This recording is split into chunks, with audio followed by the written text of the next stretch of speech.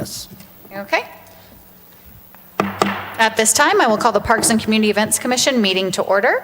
May we have a roll call, please? Commissioner Martinez, Present. Commissioner Herrera, Present. Commissioner Jimenez, Present. Vice Chair Bechu, Present. Chair Highland. Present. Okay. Public comments is the opportunity for members of the public to comment on any item not appearing on the agenda. So please state your name and residence for the record. Each speaker will have 3 minutes to speak. Are there any members of the public that wish to speak in public comments? I don't have any request to speak forms, and it appears that it's just staff inside the chambers. Thank you. Okay, on to agenda finalization. Are there any items on the agenda that need to be pulled or continued to a future meeting? There are no changes.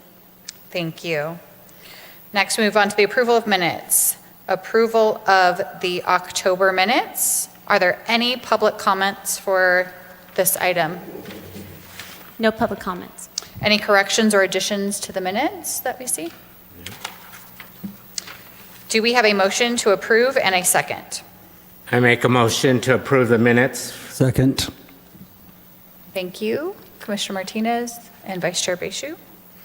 And do you guys normally use the roll call? Okay, so I'm going to go ahead and start the vote for you. Thank you.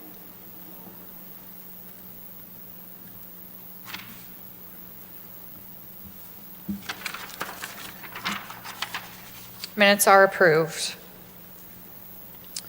Next, we will move on to the agenda. Okay. Welcome, everybody. Welcome, staff. Thank you. Chair, the first item will be presented by Andres Perez on your Dream Homes Park update. There's a lot of things coming up at City Council for this, so go ahead, Awesome. Andres. I have that listed as number 2 on the agenda. Are we missing number 1? Or was that the approval of minutes? Approval of minutes was Perfect. number 1. Okay, welcome, Andres. Welcome back. Yes, thank you. Good evening, Chair, Commissioners. Happy to be here. Again, I'm Jess Perez. I'm your project manager, and I'll be providing you a project update on the Dream Homes Park. So as a reminder, the park is located in the Dream Homes neighborhood. It is just north of San Diego Drive between Mia and Chia Place and adjacent to the Whitewater Channel. Now, in front of you, you have a copy of the approved concept plan for the park, in which our project design and future construction of the park will look like. Now, as a reminder, the park did receive Prop 68 grant funding in the amount of $8.498 million, and our consultants on the park are MVR Consulting, Breda Design, and Alliant Consulting. Now, Council has also approved the purchase of cooperative purchasing items such as park shade structures, playground equipment, pictured in this slide, and the award of a construction contract with Urban Habitat for the construction of the 6-foot-high perimeter wall. Now, with the park design complete, the staff solicited the park out to bid in September of this year. It was advertised on the Desert Sun and on the city website, as well as the Planning and Public Works. The bid opening took place in October, and we received 1 proposal. The proposal was from Urban Habitat, stationed here in La Quinta, California, for the amount of $6.45 million, and staff has determined that Urban Habitat's bid was responsive and responsible. Now, also included in the park bid was the addition of an additive alternate for CVAG's community connector. Just some background on this, CVAG currently has 1 community connector connecting the trail between the Dream Homes neighborhood and the Sebring Trail. Again, CVAG did receive funding for an additional one, and we decided to place it at the central plaza of the Dream Homes Park, and this item was added as an additive alternate. Now, Urban Habitat did bid on the additive alternate, and the amount was just under $447,000. We also did include the construction of a Sebring pathway that connects from the connector at the plaza down to the roundabout or drop-off zone of the park. Now, CVAG will reimburse the city 100% of the construction costs for the additive alternate and the CV-Link pathway. Now, here's a breakdown of the construction costs, including the CV-Link connector, project contingency, and future expenses, which bring our total budget for construction to $10.89 million. And at tomorrow's council meeting on November 8th, staff will recommend a contract award for Urban Habitat. Also request a budget amendment in the amount of $2.4 million, and request from this $2.4 million also allocate $534,000 from the city's CIP plan, which will be reimbursed by CVAG.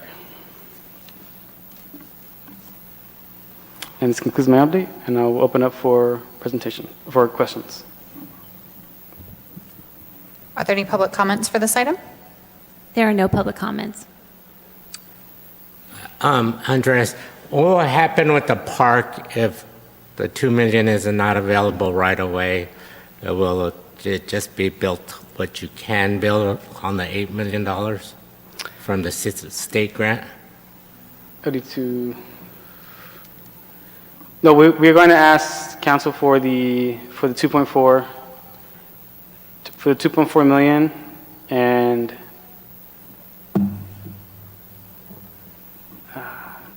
I understand you're going to ask them, but asking and receiving, especially in so light of if it's not approved, I believe we'll have to go back to the drawing board and see what as we can remove or to help us shrink that construction cost. So you're getting this a day before it's being presented to the council? Right. Those are the numbers, those are the facts. We've shaved that park down as best we could. We could shave it even more. There are specific elements that are required for the grant. They don't tell you how, and we always write the grant, so it's not the amount or the size. It's just got to be in there. Right. So when we say picnic tables, that doesn't mean 40 necessarily. It means 5, 10, 2. So all those kind of things kind of add up, and so we're trying to find the sweet spot. We saw construction costs progress. Andres has done a fantastic job with his team on trying to shave what they can while working against an inflation that's been going up since the park was granted to us back in 2019. So you were talking 4 years, average, 10 to 15% in construction world. It's been about 25% every year. So we're dealing with that. So there'll be a decision for the city council to make tomorrow night. Right. I was just concerned because myself and some fellow commissioners attended the ad hoc finance committee, and we were discussing basically some projects being delayed because of the tropical storm expenses. So with that comment, not to stray from the exact subject we have now in staff comments, I will address a little bit of that. Yeah, I saw that. Okay. So let's stay with the, any questions for your And I project think, manager on the park? Commissioner Jimenez also had just a concern from the residents. We know there's a 6-foot wall going up. If there's an existing wall on a property, would they build the wall next to it or knock down the wall that's existing? If any of the existing fencing or wall is encroaching into the park property, it will need to be removed. All right. If it's pretty much anything within the park property will be removed, and the 6-foot perimeter wall will replace it with that. So.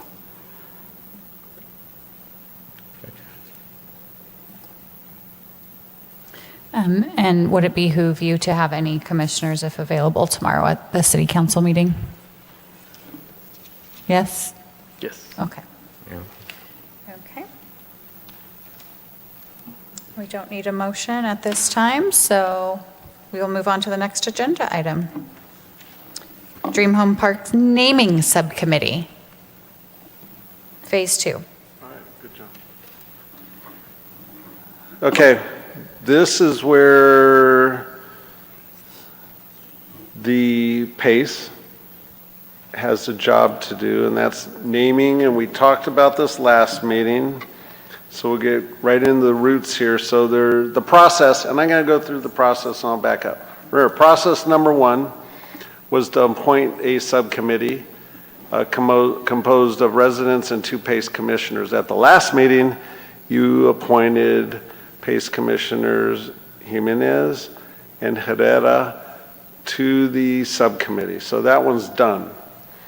So what needs to happen is that we move into appointing a manageable number of residents to participate in the subcommittee. Doesn't have to be Dream Homes residents. We can't do that, but you want to appoint a manageable number of people that can help poll the area, in this case, the Dream Homes area, and provide suggestions for the name. And we need to keep moving forward, because there is a process that will eventually get to the city council. And so just to let you know, once the residents of the Dream Homes, at least a substantial amount of residents, remember, there is a naming policy for the city. So if you're going to rename a street, you really need to get about 50% polling at least. Try doing the best you can. And then once the poll is completed, subcommittee will tabulate and rank the names received. If there's one name, that's number one rank. If there's a few names, you would rank them. And then those will be presented to PACE, and then staff will help prepare a staff report with your recommendation that we would take to city council.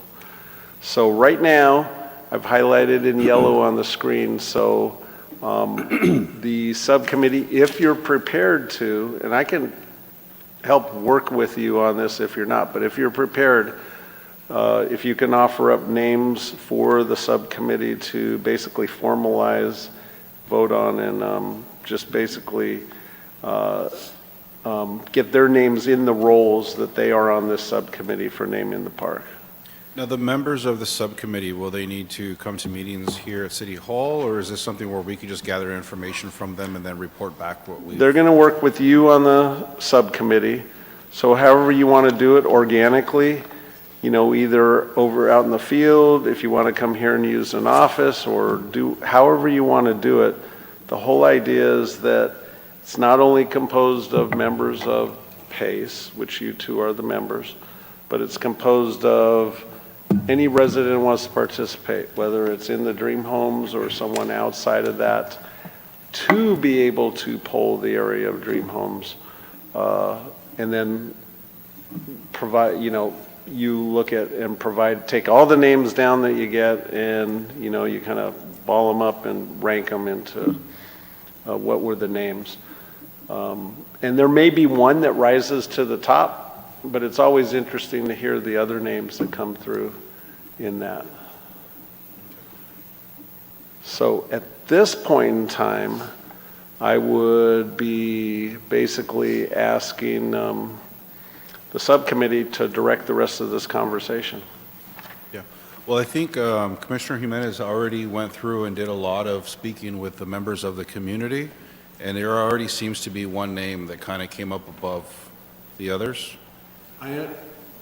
I understand that, but we still got to go through a process to comply with the city's form, and we got to make sure that there's evidence that there was a poll of the entire, or at least the best you could of getting the entire community to agree on, or at least submit a name. Okay. So when you say evidence, what would that look like? Pardon me? When you say evidence, would that be like a written poll? Would that be a community meeting like we had when the park was unveiled? You can go door to door, ask people to come over and provide their name, their address, just something that would be evidence to the city council, because the city council has the final say, that what they're seeing is what they're not going to get any backlash on. It's conforming to the naming policy. I've presented the naming policy here, so certain types of names aren't allowed. So I will have that sent out to all the commissioners, the naming policy, because that'll be used probably in the future for other things as well. So you just got to comply with that process, but on a bigger scale, because this is a community park. And it is the Dream Homes Community Park, so that's where the, name really needs to organically come from. Okay. Just for your information, John, I gave Commissioner Jimenez a copy of the naming policy because you did give it to us in October, I think. Okay, good. So hopefully, either are you prepared to provide names to be on the subcommittee to work with you tonight, or do you want to bring that back in December? You have the names. Okay, do you want to read them off so that we can at least get them in the minutes, in the record, that they're participating in the committee? Yeah, the first one is name is Simone. She lives on San Antonio Drive. The second one is Yvette. What's the last name? I don't remember her last name. I just I know Simone, so I can get the name. She lives on San Antonio, right? Yes, I know Simone. Biles, but yeah, I'll get it. I know it, yeah. Thank you, Deanna.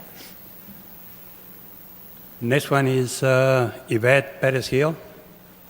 Yvette, Yes, what's her last name? Perez Gil. Perez, Huh? Perez, Hades? Perez. Yeah, that's a vet that's on the Desert That's her haircut. Desert Healthcare Board.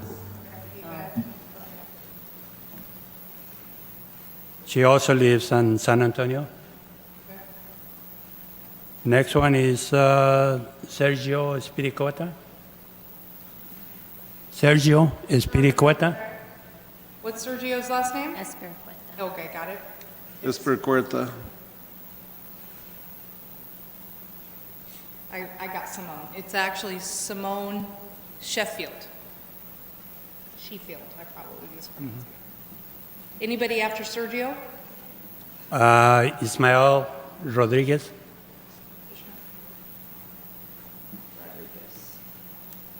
He lives on San Joaquin.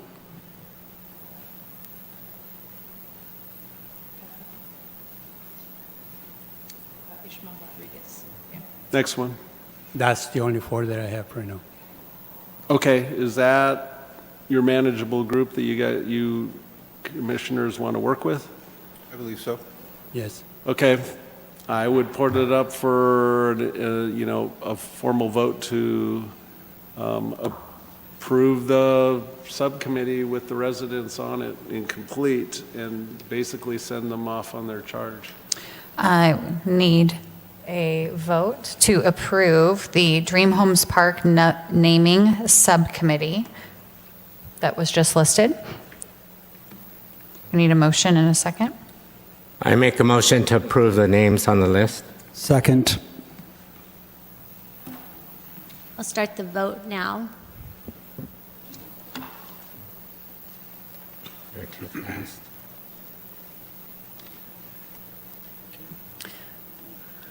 The Dream Homes Park naming subcommittee is approved. Thank you so much, Commissioner Jimenez, for all the work that you've been doing on this. Appreciate that, and so either this upcoming December meeting, if you really want to get working on it, or at the January meeting, we can, you can present the names for discussions. For the park? The park's names. The park name or names for discussion after you do the poll. There have to And- be, And just provide some, people's names. or- yes. Names, addresses, if they don't want a name, you can do the initials, but at least an address where people live. Yeah, I have those. Okay. Any public comment on this item? There are no public comments. Thank you, and thank you, Commissioners, for all that you've been doing. Moving on to agenda item number 4, PACE update on the policy for city baseball softball fields reservation applications and the fees policy manual for baseball softball field reservations.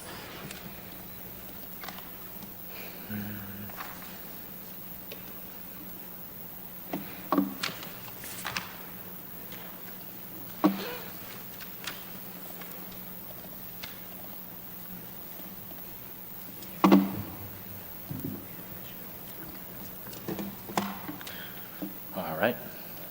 Good evening, Commission members. Tonight I'll be presenting the baseball softball fields reservation application and the associated fees and policy manual. So to start with some background, the baseball softball field reservation process was presented to City Council on June 28th. And in August of this year, a draft of the application and the fees and policy manual was introduced to the City Council. And on October 11th, both the items were approved by the City Council. So the purpose of the reservation applications is to streamline the reservation process and accommodate short-term and long-term reservations. And the purpose of the fees and policy manual is to provide clear guideline and consistency in the reservation process. Okay. So here's a look at the reservation application. The applicant can come in, reserve a baseball field, and also a concession stand. The only thing is the concession stand must be reserved in conjunction with a baseball softball field reservation. And here's the fees and policy manual that was also approved by council on October 11th. And within the policy manual is the associated fees as shown on this slide. And the fees were approved by resolution by the City Council. This was done with the intent that if a fee needs to be looked at more closely or adjusted, we could do that by resolution in the future. And this item aligns with Goal B, community investment, Goal C, fiscal stability and sustainability, and Goal D, innovation in our 5-year strategic plan. And that ends my presentation, and I'll hand it back to you, Chair Highland. Do we have any public comment on this item? There are no public comments. I will add, just to preface your conversation, those fees and that policy manual went into effect November 1st. Have we had lots of applications? Okay. And it affects which parks? Panorama, Century, and Ocotillo. Okay, well, it's in effect. Thank you so much. Moving on to the next item, which is update on the downtown dog park.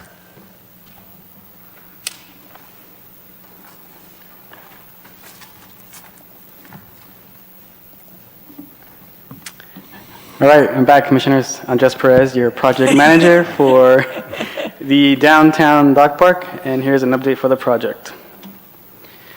So as a reminder, the park is located here in our beautiful downtown area. It is adjacent to our fire station 411 and across the street from the Agua Caliente Casino.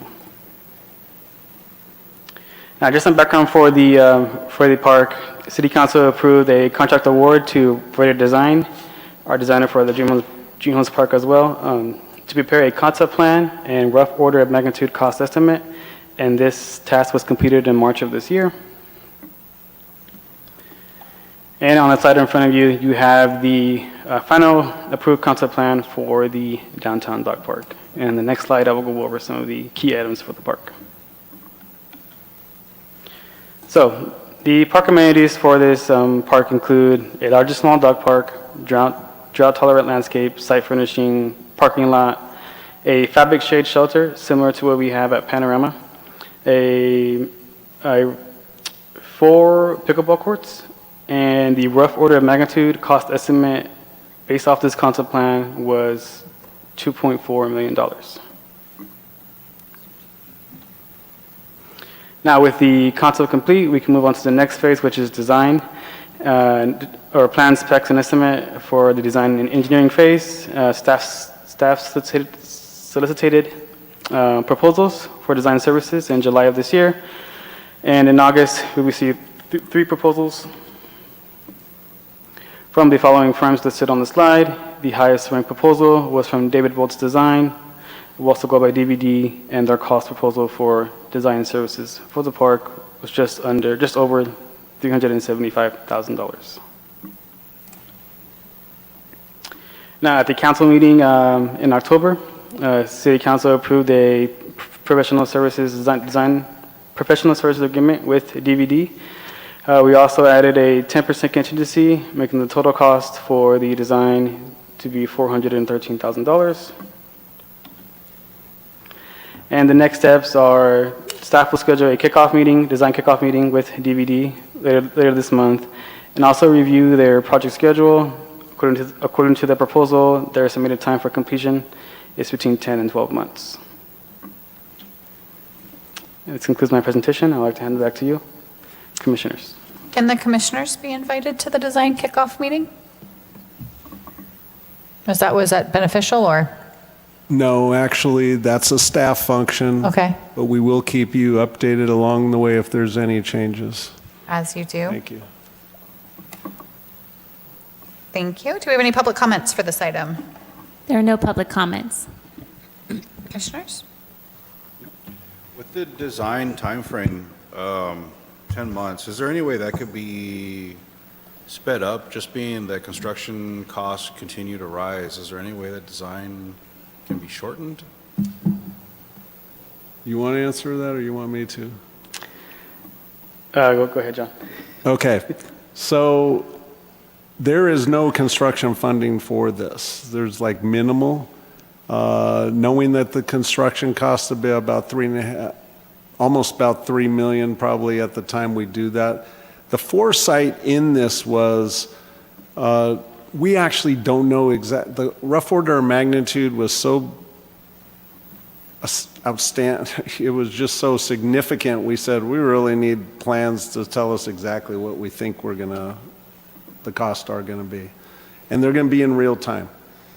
So with that, with plans in hand, as tomorrow night we have an ATP project that we got our grant really quick and we were in front of the line because we had shovel-ready plans ready to go. So the thinking on this, commissioners, is the city council is biting the bullet. Let's get the foresight. This is not from a general fund funding, so the funds are available. It's from developer funds for parks. That we would have shovel-ready plans in hand, so the next grant offering, which there's a lot of grant offerings for parks, they come in cycles. We could be first in line, basically say that we have a shovel-ready project. Part of this design process, there are going to be community input meetings, which we would really want the commissioners to be attending those, so that people can see how the design's coming along, some input on that, and voice any challenges or concerns or things that we haven't looked at. So it's really about going a little farther than even staff intended, and it was really from the city council that said, why don't we just bite the bullet, get the shovel-ready plans. We see how effective that is, so that when you're going for the grant funding, you're in front of everyone else. It's getting competitive out there with grants. People with shovel-ready projects, they're ready to go. Well, it's a new competition because everyone's getting their plans shovel-ready these days too. So it just gives us a little more leverage than having waited before. So plans are ready, funding pending. Yes. Thank you. Okay. We already asked for public comment on that item, correct? So we are able to move on to the next one. The Gregory S. Pettis Fountain of Life Repair and Upgrade, November 2023 update from staff.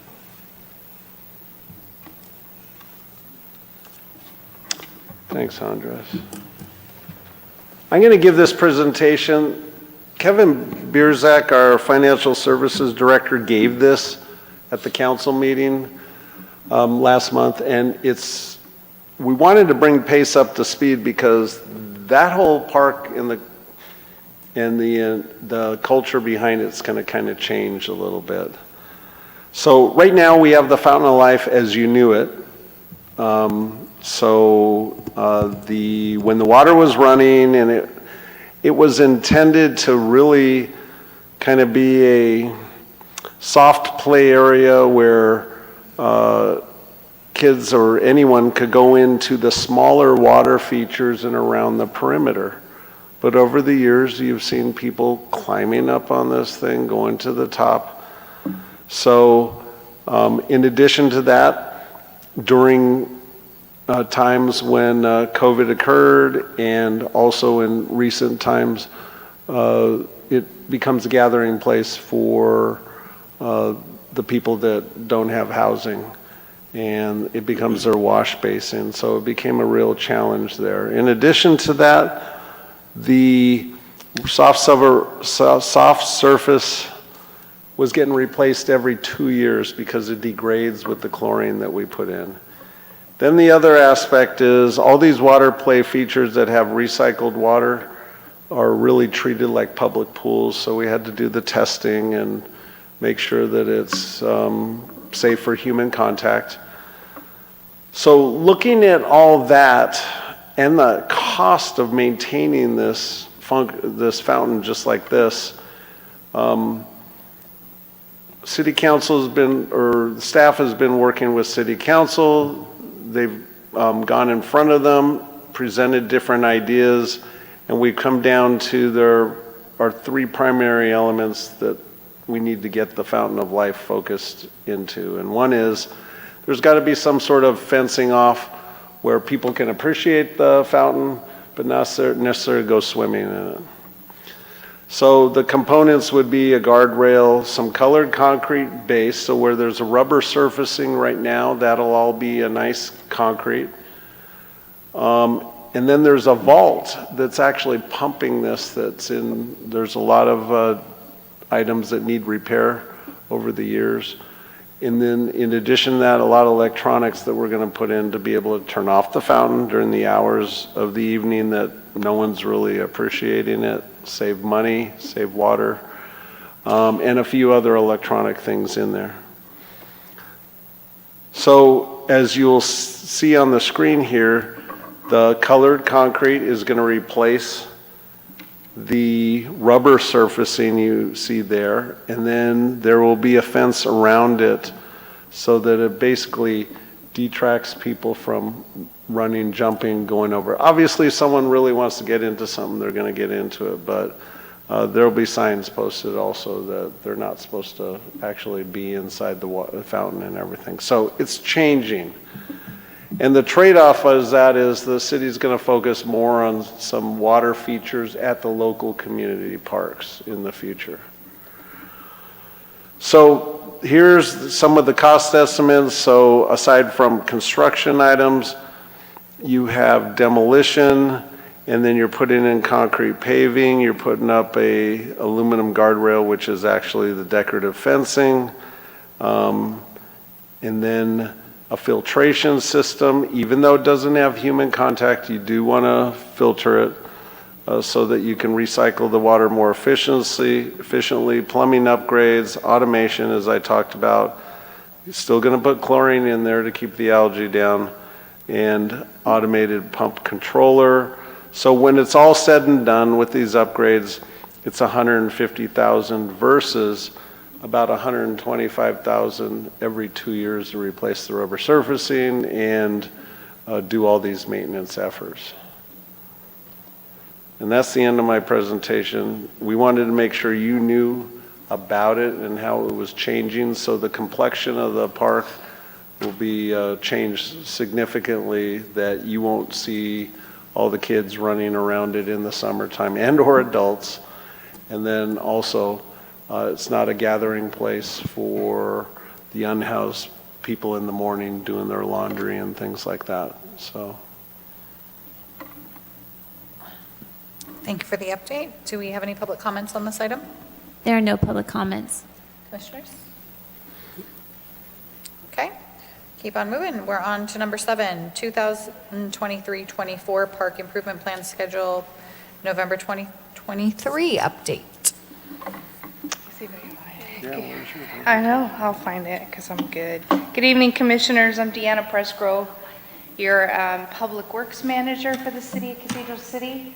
Included in your packet tonight, I provided a chart for the upcoming fiscal year. You know, I'm here every month. I've been giving you all the updates for what we spent on the previous fiscal year. where we got the new shade structures, new tennis courts, new fencing, new play equipment at Century. Ocotillo got new surfacing. Both Panorama and Century received new shade structures. So now tonight, what I'm going to update you on is the proposed budget for the fiscal year 2023-2024. There is a slight difference between this chart that's on the screen, if you can read it, compared to what's in your packet. And I'll explain it in a second. So first on this list for the upcoming fiscal year 2023-2024 is at Century Park. We do have some ADA projects that we need to complete. Century Park is concrete path that travels. This will affect the sidewalks that are at Century Park that go into the play area, that go into the tennis court. Their grade levels need to be changed or widened. We've had reports from a insurance consultant agency that we will follow, that we will have to implement. The Dennis Keat Soccer Park, similar ADA concrete path of travel improvements, asphalt parking lot repairs to get into the park, also some improvements to bring it into ADA compliance. And then at Panorama Park, there is ADA crosswalk and ADA ramps, so to get you walking from the neighborhood to the park, doing some of those upgrades. Then under park upgrades, we have, and these are projects that the commission over the years has proposed when we worked on the document, previous commissioners, of when they went out to the community and talked what they would like to see at the park. That's what we accomplished last fiscal year, the shade structures, the surfacing. That was part of the list that you as a commissioner had worked on over the years. So under park upgrades, we have Century Park. There was a request for security doors for the restrooms. These are security doors to get into the restrooms. Right now, it's just you walk in, they're open 24/7. Lighting for the parking area at Century Park. Century Park does not have perimeter lighting like the other parks do. So adding lighting to the median in between the bathrooms would be significant, really brighten up that park. Ocotillo, the baseball field, an outfield fence. This will allow some of the leagues to use the park for more competition. If they have that, they need that fence. Panorama, same thing as Century Park, to put in the security doors for the restroom. These would be locking doors so that they lock at night, just like Ocotillo and Dennis Keat Soccer Park. Those lock at night, and then they unlock in the morning for public use. And then the difference between your packets chart and the chart here is, I forgot because I don't manage that project, the town square, what John just talked about, the town square Fountain of Life, and there is a proposal to add new water splash areas. So once the fountain is fenced off, the idea then would be use some of the grassy area and turn it into a little water feature. So that would be proposed for fiscal year 2023-2024. And I encourage you, tomorrow night, the finance director will be giving an update on the budget under the emergency when they're talking about the Hillary storm. I think it's important that you either attend or you watch it online to get an idea of what city council may have to cut from this list and put at future fiscal years and what they're going to allow us to budget. And then I'll provide an update at the next meeting on the results of that. But that meeting will be tomorrow night. And that ends my presentation if you have any questions. Just one, are these all upgrades and improvements that will be taking place by city staff, or will these be contractors that will be making these upgrades and repairs?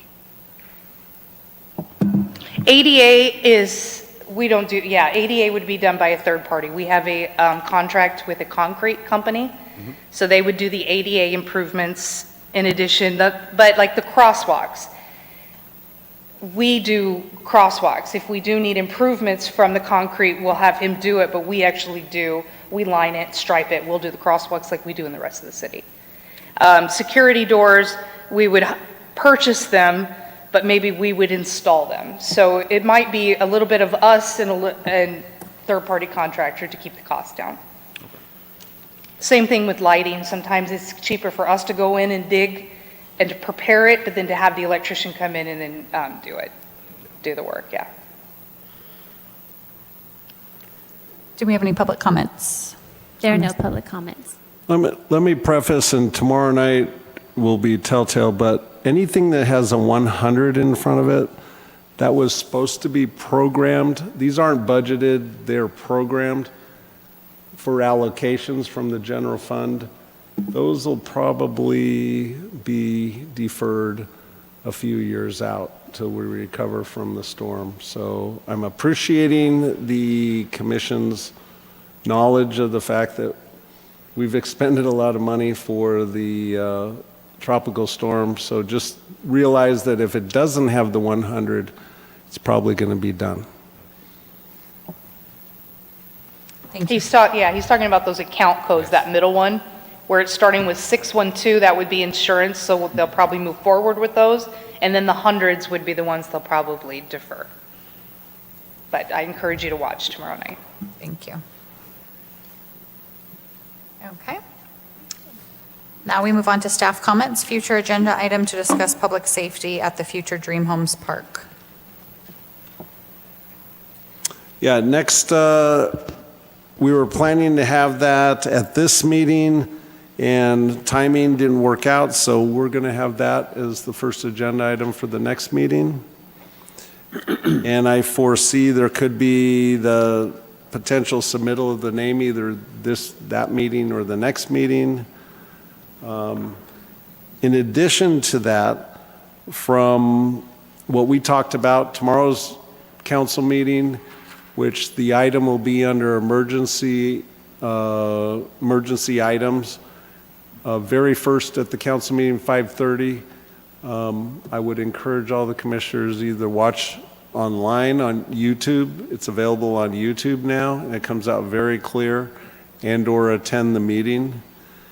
I do have another comment for submittal of projects. So we greatly appreciate the commission's enthusiasm on projects or events, so to speak. But when it comes down to the event, we need everything that you know can be lined out. Timing of the event, what you're going to need at the event, what public works resources you're going to need at the event, what facilities resources you're going to need at the event. All these things come at a cost. So that would end up coming out of your budget. So we need to have some foresight and identify those things. And if there's items needed from our events, our planning and events manager, his group, we need to put those in there. And that includes any cost for printing, banners, solicitations, things like that. If it's all identified up front and vetted, these things can go through real smooth and there's no surprises. So I just want to make sure that we've had some great events that have occurred, but they happen rapidly and we're stumbling over our feet to get some things done. Let's just have foresight and think about how they affect, whether they're within other events and all the items that need to be done, because we can easily have events, but it does have a ripple effect in all the departments of the city, and we just got to think that out. Just like, I'm not saying it takes that long because it's not that big, but just like Andres plans and Andrew on their projects, they plan things out so there's no unforeseen costs, and then you put that little bogey in there for unforeseen costs, but you got to think of all the impact you'd have on the, on the actual city itself too. So that's my reminder as a staff comment. So I appreciate it. We all appreciate the PACE's enthusiasm and all the things that are happening and coming out of here. We just need to really vet these out a little slower, get all the items needed, and we obviously need to get the budget down to where we're covering all real costs.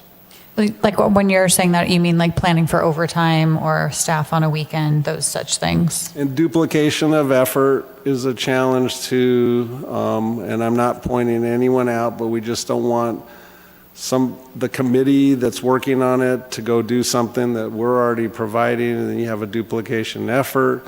Traffic control is always a big thing, and Your events have been really popular. Traffic control is huge, so you're going to need police resources. That's a cost. Public Works resources for barricades and putting cones up. And then it's afterwards who cleans up after the event. And your manager, Deanna Pressgrove, has a lot of resources to provide trash cans and things like that, porta potties. We just need to know what they are ahead of time so that we can count that for that in your budgets. Awesome, thank you. Okay? Not that I want to add more work onto my plate, but would you recommend, like, if I did a checklist? That would be very helpful. Kind of like, well, just so that, like, do you think you'll need this? Do you think you'll need, and then they can, when they review it. Well, and that could be a building of a staff report too, with the budget, the fiscal analysis in there, so, Can we start with that next one, Gianna? Yeah, I'll pull stuff from the special use permit, and that'll help with guidelines. well, and I'll just say internally, it's almost coming down to, because these events are getting popular, that we actually have the commission fill out a special use permit that has all the things that it needs and the resources. It's a great form. So Deanna, that's probably your, let's use that vehicle. Let's review it and make sure it has all the things you need in it. And we probably need to review that for even the bigger events at the amphitheater so that it's all covered.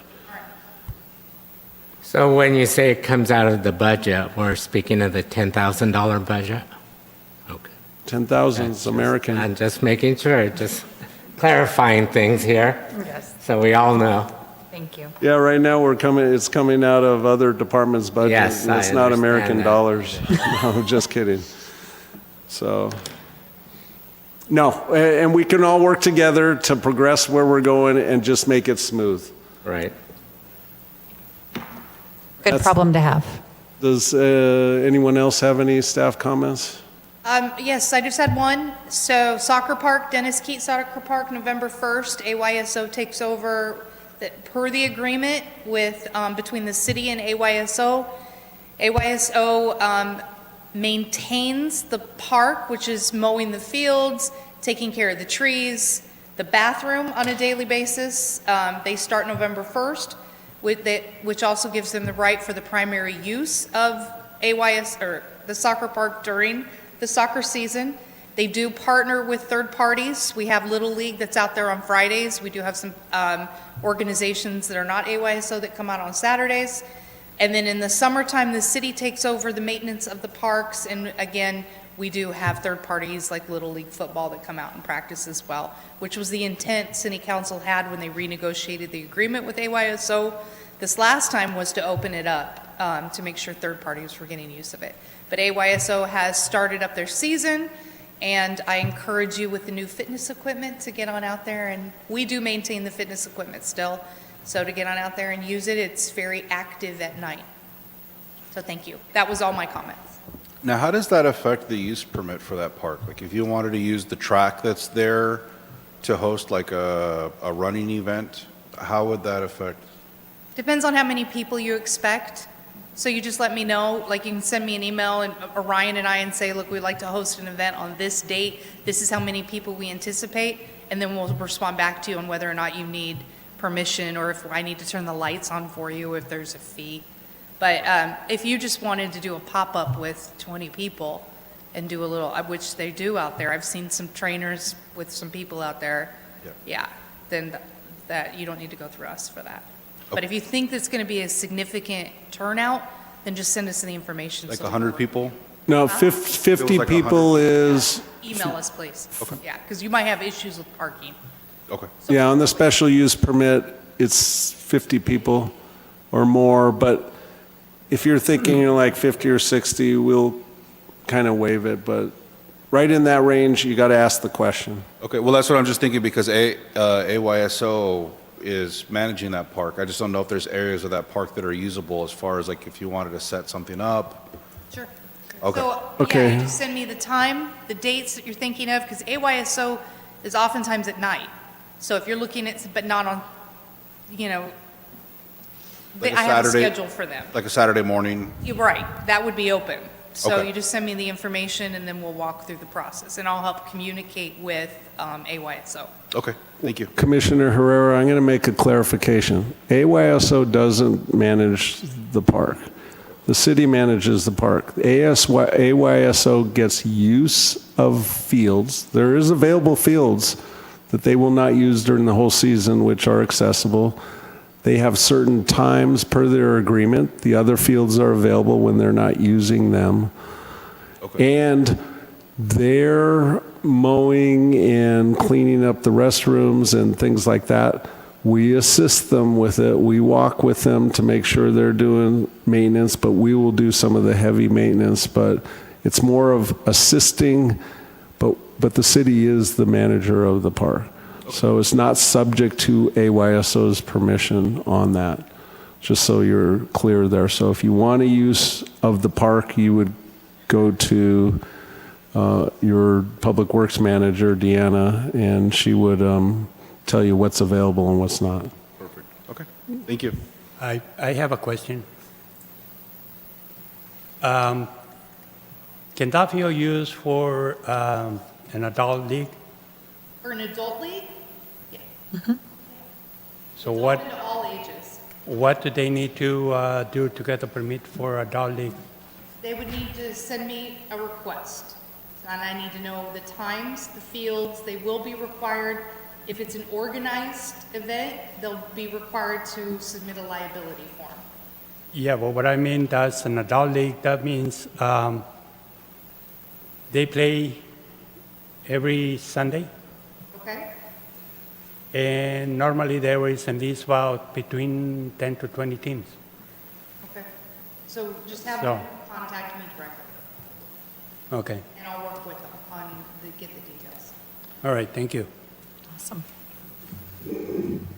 Thank you very much to our hardworking staff. Now we move on to commissioner reports. First up, we have the Panorama Dog Park Costume Contest recap. Okay, Antonio? me. So we did really well. We had 144 people and dogs show up. We had a lot of fun. We had great sponsors. We had food. I thought everything went pretty well. We had more dogs than we thought were going to be. So we had we ran out of numbers, but we actually fixed it so it wasn't very noticeable. But I just think we have an annual event here. I think it went really well. And I think we have something to do every year in November, in just October, actually. So that's that. And everything just went really well. So, and thank you for connecting us with the Humane Society. One of the dogs won third prize. And he's still up for adoption? He's still for adoption. His name's Milo. Thank you. Did you think it was good the day that after we opened it up from reseeding? I thought that was the best part because it was the grand reopening of the park. Everybody had been waiting for the park, and that was a great event to get it going again. Yes. And kudos to our staff for getting it open that fast. Rancho Mirages is still closed. So well done. Well done, Cathedral City. We do the 4-week, which we think is, enough time, 4 to 5 weeks. All right, so what I'll do is just, if you guys like this, you like this time period? Perfect. Yeah, then I'll just keep Panorama on the same schedule. Okay, cool, because I'd like to do this every year. Wonderful. Heard nothing but great feedback. Thank you very much for that. Anything else you'd like to report on since you have the Well, mic? you're all going to be getting an email from the city for tickets for the Old Gays book reading and panel discussion. I would appreciate if everybody just comes and, we all show up. And for volunteering, we're going to be, volunteers arrive at 4:45. The doors open at 5:30. So if you can volunteer before, then watch the show and volunteer after, that'd be great. If you can't do the beginning part, just show up for the show and work after. If you can't do the after part, show up at the beginning and, we'll work something out. So we just need to know your availability, but please come to the show. And you'll all you have an email in your inbox. So. Will you remind the commission of date, time? So that'd be November 30th at 6 p.m. Doors open at 5:30, and people can walk into the lobby at 5 o'clock. At The Mary Pickford. Mary Pickford Theater. Awesome. And tickets should be available next week. We're just waiting for the press release, and we're going to put a little flyer with all the tickets, and everything will be available at the box office, old school, like you just go up and show up and grab your ticket. What is the max number of people that can attend? 210. Awesome. Okay. Anything else, Vice Chair? That's it. Also, if we could put the Easter event, Deanna, if we could put that in the next meeting for December 5th, and according to what we just discussed with the additional fees and stuff, if you could walk me through what you think I might need to add to the budget. Oh, for Easter? For Easter. Thank you. So I'll review, I haven't had a chance to review, but what I'll do is I'll review it and then I may have some questions for you. Okay. And then just answer them. Because we've done movies in the park at Panorama before, so I'll go over what we did. Sure. And then I'll go back and forth with you. Okay. Okay, thank you. Okay. Commissioner Martinez? Okay, 2 items. First, at the ad hoc committee, someone wondered if we could update the Parks and Recreation Master Plan. I didn't even know there was one, but I did find it. So I'm not sure if it's going to be updated, if that would originate here, or is that a staff function? No, that was the intention this year, but once again, that comes from our general fund area, so we're probably going to delay it, and our Public Works Manager, Deanna, in Pressgrove, and I have been really wanting to get this thing done, as well as Pace, so we'll see where we can fit it in, either this year, next year, or the year after, but we know we got to get it done. And also, the DRD has a big effect on it, and we were delaying it a few years in case we were incorporated into the Desert Recreational District Park System. Then that would have generated, if it was already done, a modification or amendment of it. So it's kind of working out, and we're just Yeah, it's probably a good idea going to with hold it. off to see what. A little bit. We seem to have a little more traction on the DRD this coming year, so. Okay. Man. And then, the other thing I wanted to talk about was I had a great meeting with staff member Andrew Lee and Mayor Lamb. Unfortunately, Chair Highland was unable to attend, but she did clear up some issues on hiking in our area. She did clear up the ATP grant and what it covered, and didn't go as far as we thought it would. It was assumed that Cathedral City was going to buy 2 pieces of land, but that's sort of like holding pattern. So she was excited about that area behind a Moore Park, the old Moore furniture stores. Apparently, I guess John, what's his name? John Kipriak from Coachella Mountain Conservation Corps had mentioned something to her, but she had looked in the wrong place. So Commissioner Highland and I have a meeting next week with the Coachella Valley Conservation Committee, Trail Subcommittee. So we'll try to approach him and try and get a meeting to see possibly if they'd be interested in purchasing that land for use as a hiking trailhead. So it's a slow process, but we're making steps in it. And I think that's about it. Oh, I had one other question. If worst came to worst, I saw a list of empty parcels that the city have purchased for parks, right? Is that still pretty updated? I mean, they're very small parcels. Well, they're not necessarily designated for parks, but that's always the intention. But the city does have a list of parcels that our Economic Development Director, Stone James, utilizes to find funding, attract developers, different things like that. So. Thank you.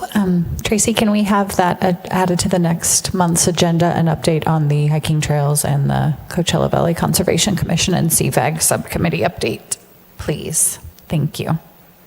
Anything else, Commissioner Martinez? Okay. Commissioner Herrera? So this past week, myself, along with the Cathedral City Evening Rotary, started our Fields of Valor event. So this is not a Parks Commission event, but it is an event within one of our parks here at the city, being held at Patriot Park. So last Saturday was our opening ceremony day. We put out about 1,400 or so flags out into Patriot Park. Had about 50 volunteers show up. It was a really good event. It's been in the works for about 4 months now, and this is the second year it's come back since COVID happened.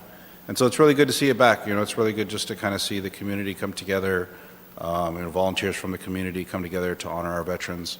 And it's a really touching event. So, you know, I open it up that if any of the commissioners have time to come by and check it out, we have our Marine Birthday Celebration that's going to be starting at 4 o'clock this coming Friday the 10th.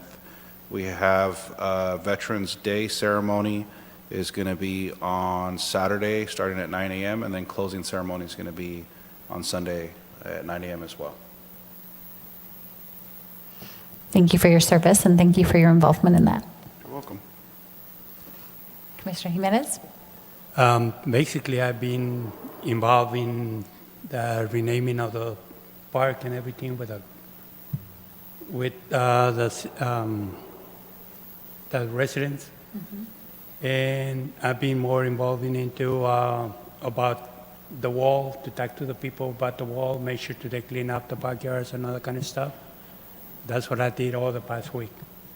Thank you. Are you getting good traction and a lot of responses for the name of the park? People are excited? Yes.